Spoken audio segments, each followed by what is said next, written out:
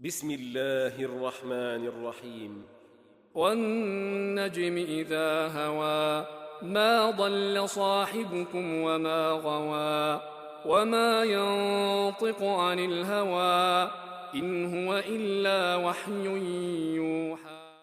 അസ്സലാമു അലൈക്കും വറഹ്മത്തുള്ളാഹി വബറകാതുഹു. ബിസ്മില്ലാഹിർ റഹ്മാനിർ റഹീം. അൽഹംദുലില്ലാഹി റബ്ബിൽ ആലമീൻ. വസ്സലാത്തു വസ്സലാമു അലാ റസൂലിഹിൽ അമീൻ വഅലാ ആലിഹി വഅസ്ഹാബിഹി അജ്മഈൻ. അമ്മാ ബഅദ്. ഹിജറ 6-ാം വർഷമാണ് റസൂലുള്ളാഹി സ്വല്ലല്ലാഹു അലൈഹി വസല്ലമയും സഹാബിമാരും മദീനയിൽ നിന്ന് മക്കയിലേക്ക് ഒരു ഉംറക്കായി പുറപ്പെടുന്നത്. മക്കയിൽ നിന്ന് പുറത്താക്കപ്പെട്ട് കഅബയിലേക്കുള്ള പ്രവേശനം നിഷേധിക്കപ്പെട്ട് മസ്ജിദുൽ ഹറാമിലെത്തി ഉംറ ചെയ്യാനുള്ള അദമ്യമായ ആഗ്രഹം അടക്കി വെച്ച് 6 വർഷത്തോളം കടന്നുപോയതിനു ശേഷം റസൂലുള്ളാഹി സ്വല്ലല്ലാഹു അലൈഹി വസല്ലമയും സഹാബിമാരും ഒരു യുദ്ധത്തിനുള്ള യാതൊരു ഒരുക്കങ്ങളുമില്ലാതെ, ഞങ്ങൾ യുദ്ധത്തിനല്ല വരുന്നത്, ഉംറ ചെയ്ത് മടങ്ങിപ്പോകാനാണ് എന്ന് ഖുറൈശികളോട് പറഞ്ഞ് അവരുടെ അനുവാദം വാങ്ങി ഉംറ ചെയ്ത് മടങ്ങി വരാമെന്ന പ്രതീക്ഷയോടുകൂടി റസൂലുള്ളാഹി സ്വല്ലല്ലാഹു അലൈഹി വസല്ലമയും സഹാബിമാരും മക്കയിലേക്ക് പുറപ്പെടുന്നു. ഈ പുറപ്പെട്ടു പോക്ക് പക്ഷേ മക്കയുടെ തൊട്ടുപുറത്ത് വെച്ച് ഖുറൈശികൾ അവരെ തടയുകയും മക്കയിലേക്ക് പ്രവേശിക്കാൻ സമ്മതിക്കാതിരിക്കുകയും അവർക്ക് മടങ്ങിപ്പോരേണ്ടി വരികയും ചെയ്യുന്നു. അവിടെ റസൂലുള്ളാഹി സ്വല്ലല്ലാഹു അലൈഹി വസല്ലമയും മക്കയിലെ ഖുറൈശികളും തമ്മിൽ ഒരു സന്ധിയിൽ, ഒരു യുദ്ധമില്ലാ കരാറിൽ ഏർപ്പെടുന്നു. ആ യുദ്ധമില്ലാ കരാറാണ് ഹുദൈബിയ സന്ധി എന്നറിയപ്പെടുന്നത്. ഇതൊക്കെ സാമാന്യമായി പ്രവാചക ചരിത്രം പരിചയമുള്ളവർക്ക് അറിവുള്ള വളരെ പ്രസിദ്ധമായ കുറേ വസ്തുതകളാണ്. റസൂലുള്ളാഹി സ്വല്ലല്ലാഹു അലൈഹി വസല്ലമയുടെ സീറ നമ്മളെടുത്ത് പരിശോധിക്കുമ്പോൾ അതിൽ വളരെ നിർണായകമായ ഒരു നാഴികക്കല്ലായിരുന്നു ഹുദൈബിയ സന്ധി. ഹുദൈബിയ സന്ധിയുടെ പ്രധാനപ്പെട്ടൊരു വ്യവസ്ഥ, അതുവരെ മക്കക്കാരും മക്കയിൽ നിന്നുള്ള ഖുറൈശികളായ ബഹുദൈവ ആരാധകരും മദീന ഇസ്ലാമിക രാജ്യവും തമ്മിൽ നിരന്തരമായി യുദ്ധങ്ങളിലും പോരാട്ടങ്ങളിലുമെല്ലാം ഏർപ്പെടേണ്ടി വന്നിരുന്നൊരു സാഹചര്യമായിരുന്നു നിലവിലുണ്ടായിരുന്നത്. അതിൽ നിന്നും മാറി യുദ്ധം ചെയ്യാതിരിക്കും എന്ന ഒരു കരാറിൽ എത്താൻ കഴിഞ്ഞു എന്നതായിരുന്നു ഹുദൈബിയ സന്ധിയുടെ പ്രത്യേകത. പക്ഷേ സഹാബിമാർ സ്വാഭാവികമായും നിരാശരായിരുന്നു. കാരണം ഒരു ഉംറ ചെയ്യണമെന്ന അദമ്യമായ ആഗ്രഹത്തോടുകൂടി മദീനയിൽ നിന്ന് മക്കയിലേക്ക് അവർ പുറപ്പെട്ടു വരുന്നു. അതിന് എല്ലാ സാധ്യതകളും സാഹചര്യങ്ങളും ഉണ്ടായിരുന്നു. ഒരു ന്യായവുമില്ലാതെ മക്കയിലെ ഖുറൈശികൾ അവരെ തടഞ്ഞു വെക്കുകയും മടങ്ങിപ്പോകാൻ ആവശ്യപ്പെടുകയുമാണ് ചെയ്യുന്നത്. നമുക്കൊക്കെ അറിയാം, ഉംറക്ക് പുറപ്പെടുന്ന ആളുകൾ, ഹജ്ജിന് പുറപ്പെടുന്ന ആളുകൾ മക്കയുടെ തൊട്ടുപുറത്ത് വെച്ച് ആ ആഗ്രഹം സഫലമാകാതെ മടങ്ങിപ്പോരേണ്ടി വരിക എന്ന് പറയുന്നത് വളരെ സങ്കടകരമാണ്. ഇവിടെ റസൂലുള്ളാഹി സ്വല്ലല്ലാഹു അലൈഹി വസല്ലമയും സഹാബിമാരും അങ്ങേയറ്റത്തെ സങ്കടത്തോടുകൂടി, അതിലുപരി അവർക്കവിടെ ഒപ്പുവെക്കേണ്ടി വന്ന കരാർ, ആ കരാറിലെ വ്യവസ്ഥകൾ പ്രത്യക്ഷത്തിൽ മുസ്ലിങ്ങളെ സംബന്ധിച്ചിടത്തോളം അപമാനകരമാണ് എന്ന് തോന്നുന്ന വ്യവസ്ഥകളായിരുന്നു. വിശദീകരിക്കേണ്ടതില്ല, നമുക്കറിയാം. അവിടെ എല്ലാ അർത്ഥത്തിലും മക്കയിലെ ഖുറൈശികൾക്ക്, ശത്രുക്കൾക്ക് മേൽക്കൈ നൽകുന്നു എന്ന് തോന്നിക്കുന്ന തരത്തിൽ മുസ്ലിങ്ങളെ സംബന്ധിച്ചിടത്തോളം പ്രത്യക്ഷത്തിൽ പൂർണ്ണമായും പരാജയമാണ് എന്ന പ്രതീതിയുണ്ടാക്കുന്ന തരത്തിലുള്ള വ്യവസ്ഥകളാണ് ആ കരാറിലുണ്ടായിരുന്നത്. ഉമർ റളിയല്ലാഹു അൻഹു ഒക്കെ വളരെ ക്ഷുഭിതനായി റസൂലുള്ളാഹി സ്വല്ലല്ലാഹു അലൈഹി വസല്ലമയുടെ അടുത്ത് ചെന്ന്, പ്രവാചകരെ, എന്തിനാണ് അങ്ങ് ഇത്തരം ഒരു കരാറിൽ ഒപ്പുവെക്കുന്നത്? ഇത്രത്തോളം നമ്മൾ കീഴടങ്ങേണ്ട കാര്യം എന്താണ് എന്നൊക്കെ വളരെ വൈകാരികമായി ഉമർ റളിയല്ലാഹു അൻഹു ചോദിക്കുന്നതൊക്കെ ആ സന്ദർഭത്തിലാണ്. അവിടെ നിന്ന് മടങ്ങിപ്പോരാൻ, ഉംറ പിന്നൊരു സമയത്തേക്ക് മാറ്റിവെക്കാനൊക്കെ സഹാബിമാർക്ക് വലിയ മനപ്രയാസമായിരുന്നു. റസൂലുള്ളാഹി സ്വല്ലല്ലാഹു അലൈഹി വസല്ലമ ഏറെ പ്രയാസപ്പെട്ടിട്ടാണ് അവരെ അവിടെ നിന്ന് മടക്കി കൊണ്ടുവരുന്നത്. സമാധാനത്തിന് വേണ്ടി, യുദ്ധമില്ലാത്ത നാളുകൾക്ക് വേണ്ടി നബി സല്ലല്ലാഹു അലൈഹി വസല്ലമ നടത്തിയ വലിയൊരു വിട്ടുവീഴ്ചയായിരുന്നു അത്. ആ വിട്ടുവീഴ്ച അറേബ്യയുടെ ചരിത്രം മാറ്റി എഴുതി എന്ന് നമുക്കറിയാം. യഥാർത്ഥത്തിൽ ഇസ്ലാമിന്റെ പിന്നീടുള്ള വലിയ വിജയത്തിന്, ജൈത്രയാത്രക്ക് പരിസരമൊരുക്കിയത് ഹുദൈബിയ സന്ധിയാണ്. പക്ഷെ ആ സമയത്ത് മുസ്ലിങ്ങൾക്ക് അത് വലിയൊരു പരാജയമായിട്ടാണ് അനുഭവപ്പെട്ടിരുന്നത്. ഹുദൈബിയയിൽ നിന്ന് അവർ മടങ്ങുന്നു. ആ മടങ്ങുമ്പോൾ ഹദീസിൽ നമുക്ക് കാണാം, സഹാബിമാർ പറയുന്നുണ്ട്, ഞങ്ങൾ അങ്ങേയറ്റം പരിക്ഷീണിതരായിരുന്നു, അതിലുപരി ഞങ്ങൾ അങ്ങേയറ്റം ദുഃഖത്തിലായിരുന്നു. ഞങ്ങൾക്ക് ഡിസ്ട്രസ്, ഗ്രീഫ്, അത് ഞങ്ങളെ ഓവർകം ചെയ്തിരുന്നു. ഞങ്ങളെ സംബന്ധിച്ചിടത്തോളം അത്രയും നിരാശയും ദുഃഖ ദുഃഖവും ക്ഷീണവും എല്ലാമായി ഞങ്ങൾ മടങ്ങിക്കൊണ്ടിരിക്കുന്ന സമയത്താണ് പരിശുദ്ധ ഖുർആനിലെ സൂറത്തുൽ ഫത്ഹ് അവതരിപ്പിക്കപ്പെടുന്നത്. അഊദു ബില്ലാഹി മിനശ് ശൈത്വാനിർ റജീം. ബിസ്മില്ലാഹിർ റഹ്മാനിർ റഹീം.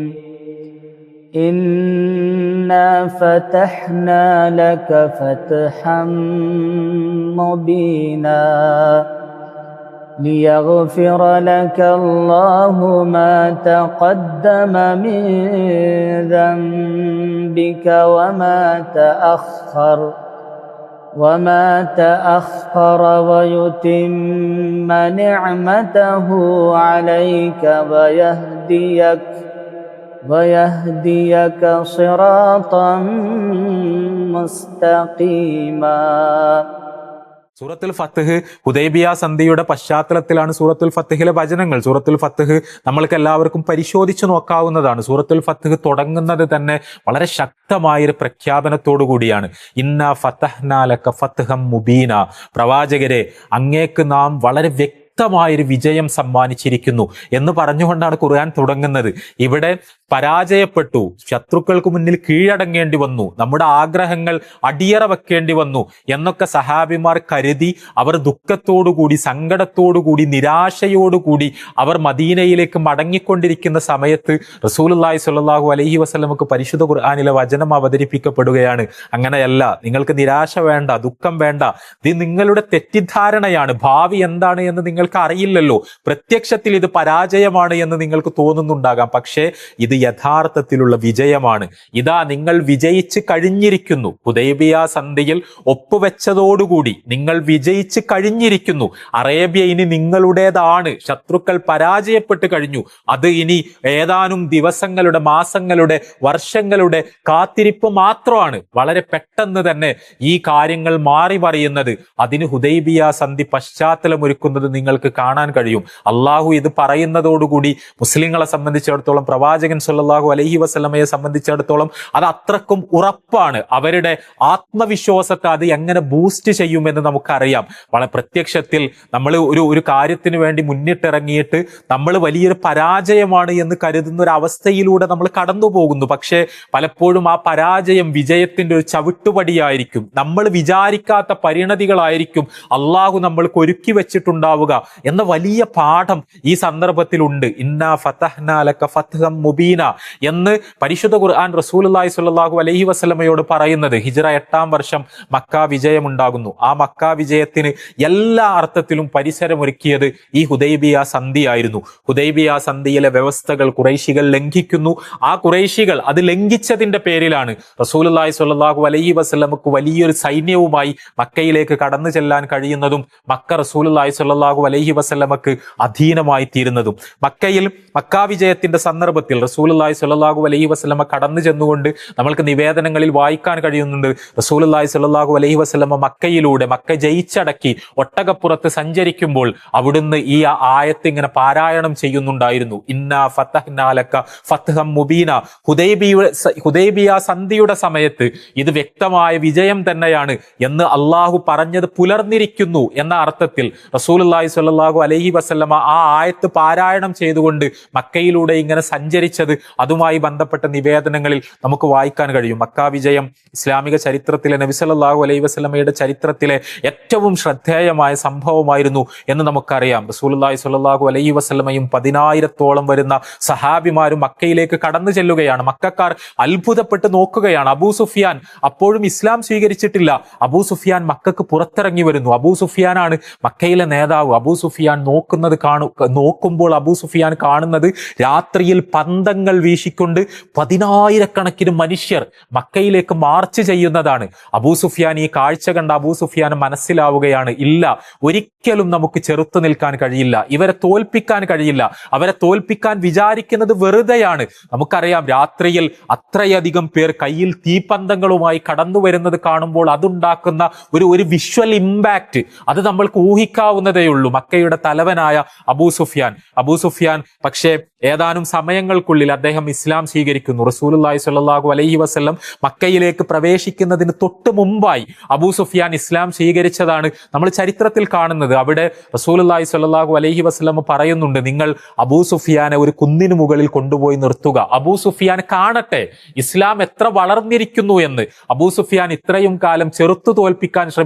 എതിർത്തു തോൽപ്പിക്കാൻ ശ്രമിച്ച ബദർ മുതൽ, ബദറിന് കാരണക്കാരനായത് അബൂ സുഫിയാനാണ്, ഉഹുദിന്റെ നായകൻ അബൂ സുഫിയാനാണ്. അതിനുശേഷം ഖുറൈശികളുടെ നേതാവായി എല്ലാ സമയത്തും നിൽക്കുന്നത് അബൂ സുഫിയാനാണ്. ആ അബൂ സുഫിയാൻ റളിയല്ലാഹു അൻഹു അദ്ദേഹം അപ്പോൾ പക്ഷേ ഇസ്ലാം സ്വീകരിച്ചു, പിന്നീട് നല്ല മുസ്ലിമായി ജീവിച്ചു. അബൂ സുഫിയാൻ കാണട്ടെ എന്ന് പറയുന്നുണ്ട് റസൂലുള്ളാഹി സ്വല്ലല്ലാഹു അലൈഹി വസല്ലം. അങ്ങനെ മുസ്ലിങ്ങൾ അബൂ സുഫിയാൻ റളിയല്ലാഹു അൻഹുവിനെ മക്കയിൽ അല്പം ഉയരമുള്ള ഒരു സ്ഥലത്തേക്ക് കൊണ്ടുപോയി നിർത്തുന്നു. അബൂ സുഫിയാൻ ഇങ്ങനെ താഴേക്ക് നോക്കുന്നു.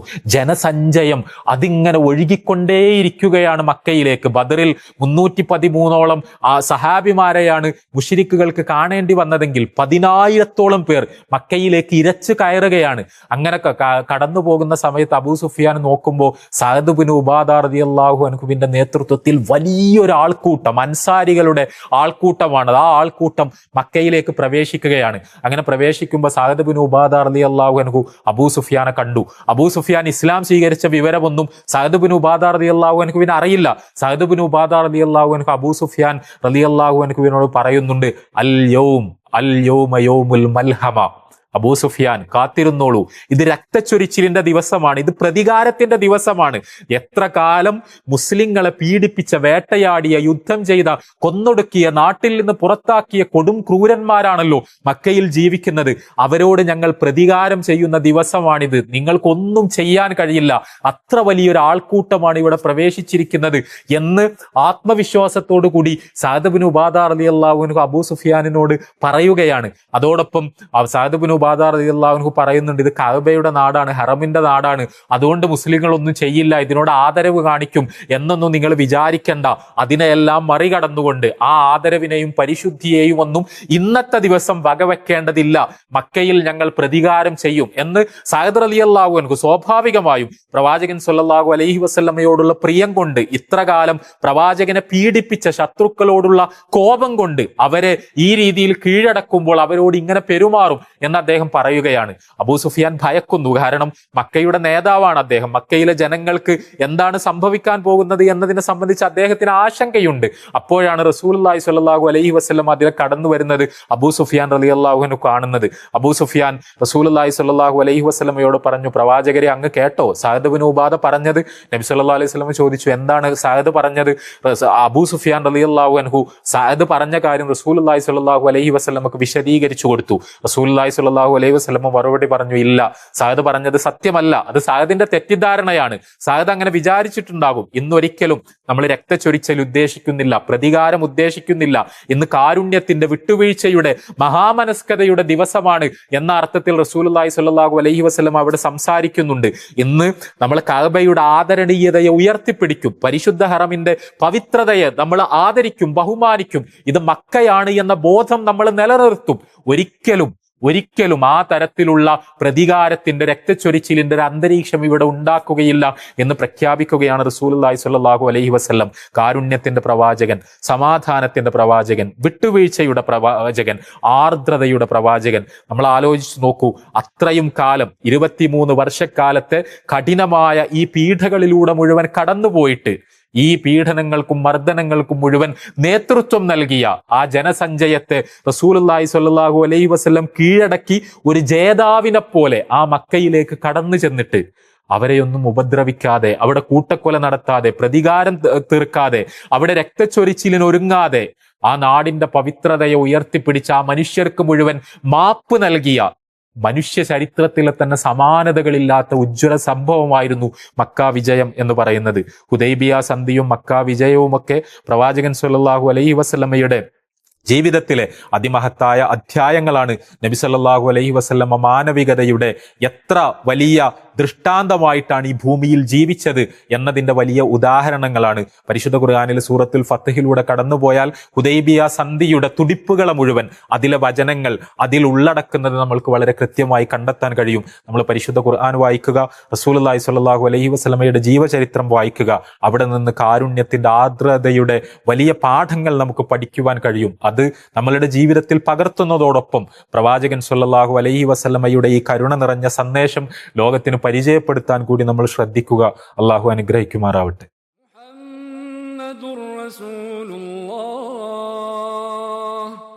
والذين معه أشداء على الكفار رحماء